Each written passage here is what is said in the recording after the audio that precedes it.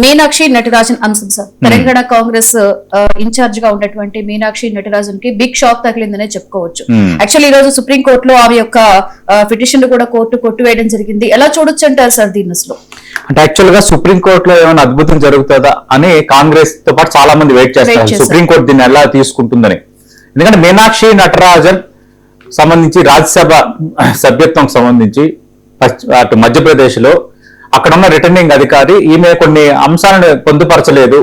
ప్రధానంగా ఈమెకి గతంలో ఒక కేసు విషయంలో కోర్టు సమన్లు వచ్చిన ఆ విషయాన్ని పొందుపరచలేదన్న అంశాన్ని బీజేపీ అభ్యంతరం వ్యక్తం చేయడం, ఆ నేపథ్యంలో అక్కడున్న రిటర్నింగ్ అధికారి ఈ నామినేషన్ తిరస్కరించడం జరిగిపోయింది. అది మధ్యప్రదేశ్ లో ఒక రాజ్యసభ సీటుకు సంబంధించిన అంశం అయినప్పటికీ దేశవ్యాప్తంగా ఇక్కడ ఇష్యూ అయిపోయింది. ఓట్ల చోరీ కాదు సీట్ల చోరీ కూడా పాల్పడుతున్నారు అంటూ కాంగ్రెస్ పార్టీ ఒక ఇష్యూ తీసుకుంది. ఈ రోజు గాంధీ భవన్ దగ్గర భారీ నిరసన కార్యక్రమాన్ని కూడా ఈరోజు కాంగ్రెస్ పార్టీ తీసుకుంది. అయితే దీనిని అంటే నామినేషన్ 6 అన్న అంశాన్ని ఈసీకి ఆల్రెడీ కాంగ్రెస్ పార్టీ ఫిర్యాదు చేసింది. ఈ మీన్ వైల్లో సుప్రీంకోర్టు మెట్లెక్కింది. సుప్రీంకోర్టు మొత్తం ఈ పిటిషన్ ని కొట్టిపారేసింది. కొట్టిపారేస్తే ఏమని చెప్పింది, మీరు ఈసీ దగ్గర తేల్చుకోవాలి అంటే ఎన్నికల సంఘం దగ్గర తేల్చుకోండి, 2 హైకోర్టులో తేల్చుకోండి అని చెప్పింది. అంటే ఇప్పుడు ఈసీ దగ్గర తేల్చుకోవడం అంటే హైకోర్టులో తేల్చుకోండి అని చెప్పడం అంటే రిటర్నింగ్ అధికారి చేసింది కరెక్టే అని ఇండైరెక్ట్ గా సుప్రీంకోర్టు చెప్పినట్ట, లేదంటే ఇప్పుడు ఈసీ దగ్గర తేల్చుకోండి అంటే ఇంకా అనుమానం ఉన్నట్ట, హైకోర్టులో ముందు తేల్చుకోండి అంటే ఇంకా మీకు ఒక ఛాన్స్ ఇస్తున్నామని చెప్పినట్ట అన్నది ఇక్కడ కనిపిస్తోంది. ఏదేమైనా ఈ రాజ్యసభ ఎన్నికలకు సంబంధించిన ప్రహసనం అంతా ముగిసిపోతుంది. ముగిసిపోయిన తర్వాత కూడా ఈ కేసు కంటిన్యూ అవుతూనే ఉంటుంది. దానివల్ల మీనాక్షి నటరాజన్ కు కాంగ్రెస్ కు వచ్చే లాభం లేదు. కానీ ఇష్యూని ఎత్తి చూపించటం అనే అంశంలో వాళ్ళకి ఒక రాజకీయంగా ఒక ఛాన్స్ దొరుకుతుంది. అయితే ఈరోజు 6వ నిర్ణయంలో జోక్యం చేసుకోలేమని సుప్రీంకోర్టు చెప్పింది. అంటే రిటర్నింగ్ అధికారి ఏ కారణం చేత అంటే ఏ గ్రౌండ్స్ తో ఈ నామినేషన్ తిరస్కరించాడో దాని విషయంలో మేము జోక్యం చేసుకోలేమంటే ఇండైరెక్ట్ గా 6వ నిర్ణయాన్ని సమర్థించింది సుప్రీంకోర్టు. Point number 1. 2, ఒకవేళ సమర్థించినప్పుడు మళ్ళీ ఎన్నికల సంఘాన్ని ఎందుకు ఆశ్రయించుకోవచ్చని చెప్పింది, అవసరమైతే హైకోర్టుకి వెళ్ళొచ్చని ఎందుకు చెప్పింది అన్నది ఇప్పుడు 2 ప్రశ్నలు తెర ముందుకు వస్తున్నాయి. ఇక్కడ నామినేషన్ తిరస్కరించాలంటే కేసులో చార్జెస్ ఫ్రేమ్ తప్పనిసరి అన్న వాదనలని కాంగ్రెస్ పార్టీ తరఫున మీనాక్షి నటరాజన్ తరఫున సీనియర్ కౌన్సిల్ అలాగే కాంగ్రెస్ పార్టీ నేత అభిషేక్ సింఘ్వి వినిపించారు. ఒక రకంగా ఇది కాంగ్రెస్ పార్టీకి ఒక రకంగా బిగ్ షాకే. అయితే ఇక్కడ ఏంటంటే ఫామ్ 16 కాలం, ఈ ఫామ్ 16 కాలం అంటే ఏంటంటే ఈ అఫిడవిట్ మనం ఎక్కడ దాఖలు చేస్తామో ఆ ఫామ్ ని ఫామ్ 16 అంటారు. ఆమె ఏం చెప్తున్నారంటే అంతకుముందు ఆమె మీడియా సమావేశం పెట్టారు. ఈరోజు మీనాక్షి నటరాజన్ ఫస్ట్ రియాక్షన్ కూడా ఇచ్చారు ఈ నామినేషన్ తిరస్కరణ పైన. ఆమె చెప్పింది ఏంటంటే ఫామ్ 16 కాలంలో లేనందున లీగల్ నోటీస్ ప్రస్తావన తేలేదు, అసలు కాలంలో లేదు ఈ ప్రస్తావించాలని, అందుకే నేను తేలేదని ఆమె చెప్తున్నారు. 1. 2వది మొత్తం ఈ క్రిమినల్ కేసును అఫిడవిట్ లో దాచారంటే ఆరోపణలు వచ్చిన నేపథ్యం ఇవంతా జరిగిపోయిన పరిస్థితి మనం చూసాం. ఇప్పుడు మనం 99 వ్యూవర్స్ కానీ లార్జర్ సెన్స్ లో అందరికీ కానీ మనం క్లారిటీ ఇవ్వాల్సిన అంశం ఒకటి ఏంటంటే, అసలు ఒకరు ఒక అఫిడవిట్ దాఖలు చేసేటప్పుడు రాజ్యసభ కానీ శాసనసభ కానీ తర్వాత లోక్సభ కానీ ఎవరైనా అభ్యర్థులు ఫామ్ 16 ఈ అఫిడవిట్ దాఖలు చేసేటప్పుడు ఏమేమి పొందుపరచాలి, ఎందుకు ఒక కేసులో కోర్టు సంబంధించిన అంశాన్ని మీనాక్షి నటరాజన్ దాచారన్న గ్రౌండ్స్ లోనే ఎన్నికల రిటర్నింగ్ అధికారి ఆమె రాజ్యసభ నామినేషన్ తిరస్కరించిన తర్వాత అసలు ఈ ఫామ్ 26 లో ఏమేమి పెట్టాలి అన్న దానిపైన ఇప్పుడు నేను క్లారిటీ ఇవ్వబోతున్నాను. ఎందుకంటే ఇది దేశవ్యాప్తంగా చర్చ ఉంది కాబట్టి. ఈ విషయంలో మనం చూస్తే ఫామ్ 16 అఫిడవిట్ లో ఏ అంశాలు ఇవ్వాలి అన్నది నేను మీకు క్లారిటీ ఇవ్వబోతున్నాను. ఎందుకంటే దీనిపైన రాజకీయంగా రకరకాలుగా అటు బీజేపీ ఇటు కాంగ్రెస్ ఒకరిపై ఒకరు ఇవ్వచ్చు, క్రిమినల్ కేసులు ఉంటే ఇవ్వాలి, ఇట్లా రకరకాలుగా మాట్లాడుకుంటున్నారు. దానిపైన నేను క్లారిటీ ఇస్తున్నా. 1, అన్ని పెండింగ్ క్రిమినల్ కేసులు వివరాలని ఫామ్ 26 అంటే అఫిడవిట్ లో పొందుపరచాలి అంటే తెలియజేయాలి. Point number 1. నెంబర్ 2, ఏదైనా కేసులో కోర్టు ద్వారా శిక్ష పడి ఉంటే ఆ వివరాలను వెల్లడించాలి. ఎనీ కేసు, అది చిన్న కేసు కావచ్చు, ఒకరోజు శిక్ష కావచ్చు, కాబట్టి కోర్టు జరిమానా విధించవచ్చు మీకు ఏదో ఒక విషయంలో.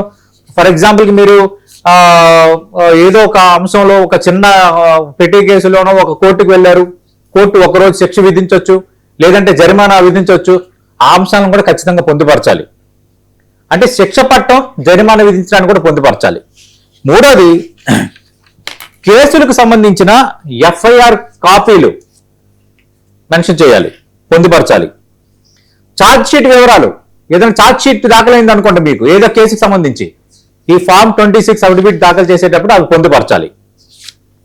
అలాగే సంబంధిత కోర్టుల సమాచారాన్ని కూడా, ఏ కోర్టు ఏంటి, దాని అడ్రస్ ఏంటి, ఏ కోర్టు ఇచ్చింది, ఏ కోర్టు సంబంధించిన అంశం, ఇవన్నీ కూడా పొందుపరచాలి.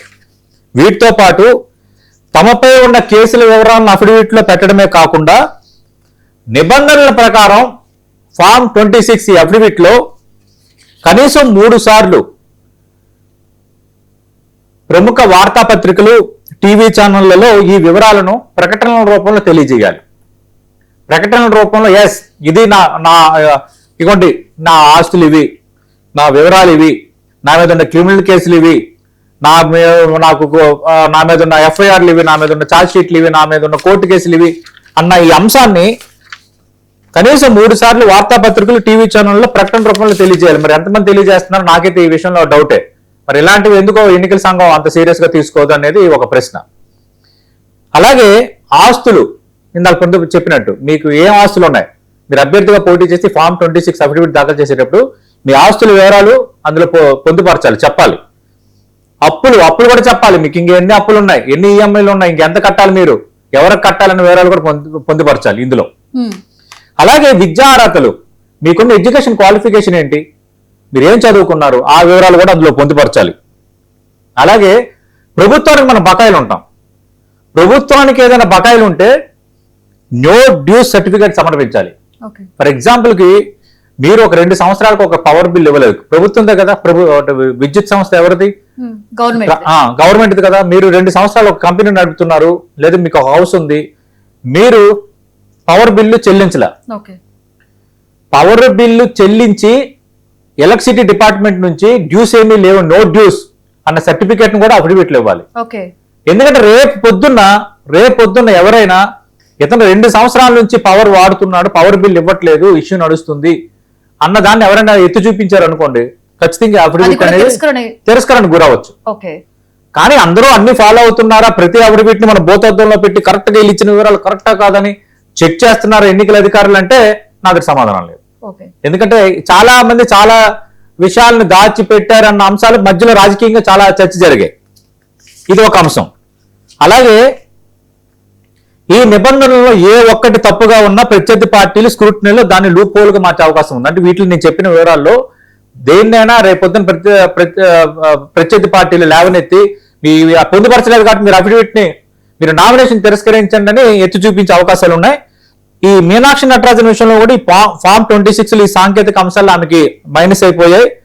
మరి ఈ లీగల్ థ్రిల్లర్ డ్రామాకి మరి ఎలాంటి ముగింపు వస్తుందో చూడాలి. సుప్రీంకోర్టు చూసుకుంటే ఈ యొక్క నామినేషన్ కూడా రద్దు కావడంతో మిగిలిన 3 స్థానాల్లో కూడా బీజేపీ ఏకగ్రీవంగా ఎన్నికవుతుంది. అంటే ఈ నేపథ్యంలో వాళ్ళు దీని మీద కూడా నిరసన వ్యక్తం చేశారు. అవును, సో అంటే ఇప్పుడు అదేనండి, ఇప్పుడు జరగాల్సింది జరిగిపోయింది. ఇప్పుడు ఈమె నామినేషన్ తిరస్కరణ గురైంది, సుప్రీంకోర్టు కొట్టేస్తూ ఈసీ దగ్గర తేల్చుకోమని చెప్పింది, హైకోర్టులో తేల్చుకోమని చెప్పింది. ఇప్పుడు సుప్రీంకోర్టు కొట్టేసిన తర్వాత రేపు పొద్దున్న హైకోర్టు ఈ అంశాన్ని తీసుకుని ఆర్ఓ చేసింది కరెక్టే కదా, మీరు కోర్టు సమన్లు ఇవ్వలేదంటే మళ్ళీ మీకు సుప్రీంకోర్టుకి ఏమొస్తుంది, ఎందుకంటే ఆల్రెడీ సుప్రీంకోర్టు కొట్టేసింది కదా, అయిపోయింది. నాకు తెలిసి కోర్టులకు సంబంధించిన ఆప్షన్ క్లోజ్ అయిపోయినట్టే. ఇప్పుడు ఎన్నికల సంఘం ఎలా రెస్పాండ్ అవుతుంది అన్నది కీలకం. ఎన్నికల సంఘం మరి ఇంకా రెస్పాండ్ కాకపోవచ్చు, ఎందుకంటే ఇంక కోర్టులు కొట్టేసాయి, ఆర్ఓ నిర్ణయాన్ని సమర్థించిన తర్వాత ఎన్నికల సంఘాన్ని ఆల్రెడీ కాంగ్రెస్ పార్టీ నేతల బృందం కలిసింది. నిజంగా ఎన్నికల సంఘం సీరియస్ గా దీన్ని తీసుకుని ఉంటే ఇందులో తప్పు జరిగినట్టుగా వాళ్ళు భావించి ఉంటే ఇప్పటికే నిర్ణయం ఇచ్చేవాళ్ళేమో. లేదు, వాళ్ళు తర్వాత నిర్ణయం ఇచ్చినా వేస్టే, ఎందుకు అక్కడ రాజ్యసభ ఎన్నికకి సంబంధించి 3 సభ్యులు ఏకగ్రీవంగా అయిపోయింది. ఇప్పుడు ఏమొస్తుంది ఆమెకి, మీనాక్షి నటరాజన్కి ఇదంతా పోరాటం చేయటం ఏమీ రాదు. కానీ కేవలం అక్కడ లేని నిబంధనలు, కేవలం కోర్టు ఒక కేసులో సమన్లు ఇచ్చిన అంశాన్ని పట్టుకొని ఒక రాజ్యసభ సీట్ ని కొట్టేశారు, ఇది దేశంలో జరుగుతుందన్న అంశాన్ని వాళ్ళు ఎత్తు చూపిస్తున్నారు కాంగ్రెస్ పార్టీ నేతలు. లేదా ఇంక సుప్రీంకోర్టు కొట్టేసిన తర్వాత ఇప్పుడు బీజేపీకి దస్త్రం. బీజేపీ ఏమంటే సరే మేము తప్పు చేశాము, లేని నిబంధన పొందుపరచామంటే ఫామ్ 26 లో అన్ని చెప్పాలని ఉన్నాయి కదా, అదొకటి. 2 సుప్రీంకోర్టు కొట్టేసింది కదా, మీరు కోర్టుకు వెళ్ళారు, కోర్టు కొట్టేసిందని భారతీయ జనతా పార్టీ నేతలు ఇప్పుడు చెప్తారు. అలాగే ఇది ఒక రాజకీయ అంశంగా మారిపోయింది, ఏదైనా కొంత సెన్సేషన్ అయింది. మరి ఇందాక నేను అన్నట్టుగా ఇది ఒక రకంగా లీగల్ థ్రిల్లర్ డ్రామా లాగా ఉంది. ఎలా చూడొచ్చు సార్? అంటే ఇక్కడ మీనాక్షికి అన్యాయం జరిగింది అనుకోవాలా, లేకపోతే చట్టం తన పని తాను చేసుకుపోయింది అనుకోవాలంటారు? ఇక ఇప్పుడు మీరు ఒకటి మీనాక్షికి అన్యాయం జరిగిందా, చట్టం తన పని తాను చేసుకుపోతుందా అన్నారు కదా. ఈ రెండు కూడా సెన్సిటివ్ గా ఒక థిన్నర్ లైన్, అంటే దారం, పల్చరి దారం ఇలా కొంచెం ఇలా లాగితే తెగిపోద్ది కదా, అలాంటి రెండు ఇష్యూస్ ఇవి. ఆమెకు అన్యాయం జరిగిపోయిందని మనం అడ్మిట్ కాలేం. ఎందుకంటే ఫామ్ 26 లో కారణం లేదని ఆమె చెప్తున్నారు. సుప్రీంకోర్టు ఇప్పుడు కొట్టేసింది.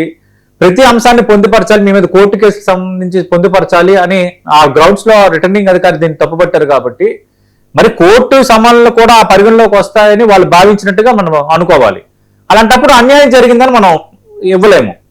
అలా కాకుండా ఒకవేళ సుప్రీంకోర్టు ఈ కేసుని అడ్మిట్ చేసి ఇది తప్పు జరిగింది, ఆర్ఓ కరెక్ట్ గా వ్యవహరించలేదు, ఫామ్ 26 నిబంధనలకు వ్యతిరేకంగా వ్యవహరించారు అని ఉంటే అప్పుడు మీనాక్షి నటరాజన్కి అన్యాయం జరిగిందని మనం అనుకోవాలి.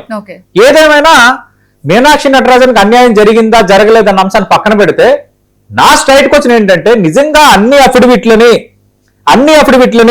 ఇలా భూతద్దుల్లో పట్టుకుని ముందుకి వెనక్కి అంతా చూసుకుని స్పెసిఫిక్ గా చేస్తున్నారు అందరూ. అప్పుడప్పుడే కొన్ని అఫిడవిట్లను కొందరు లేవనెత్తున్నారు ఆ కేసులు పొందుపరచలేదని. వాటిపైన ఎన్నికల సంఘాలు స్పందించిన ఆ సందర్భాలు కూడా కోకొల్లలు. కానీ ఈ విషయంలో కొంత ఆ స్పీడ్ ప్రదర్శించడం అనేది, వెంటనే అక్కడ ఏకగ్రీవం అయిపోవటం, ఈసీ ఇప్పటి వరకు ఏమీ దాన్ని పరిగణలోకి తీసుకోకపోవటం, సుప్రీంకోర్టు కొట్టేయటం, ఇక్కడ కోర్టులను మనకు గౌరవం ఉంది. కానీ ఈ పరిణామాలన్నింటి నేపథ్యంలో సంథింగ్ ఫిషీ అన్న ఒక భావన అయితే ప్రజల్లో ఏర్పడింది. అలానే ఇక్కడ మనం బీజేపీని తప్పట్టడానికి లేదు, బీజేపీ వాళ్ళకు ఒక అవకాశం వచ్చింది, ప్రత్యర్థి పార్టీ కాబట్టి ఒక లూప్ హోల్ ని ఎత్తి చూపింది, రిటర్నింగ్ అధికారి నిర్ణయం తీసుకున్నారు. అందుకు ఇక్కడ రాజకీయంగా చూస్తే ఏదో జరిగింది అన్న ఒక చర్చ వాళ్ళు వీళ్ళ ఆరోపణల నేపథ్యంలో, టెక్నికల్ గా చూస్తే ఇది కరెక్టే కదా అని కోర్టుకు సమన్లు కూడా పొందుపరచాల్సి ఉంది కదా అన్న చర్చ. ఇలా ఇది కొంత సమాధానం దొరకని ప్రశ్నగా మిగిలిపోయింది.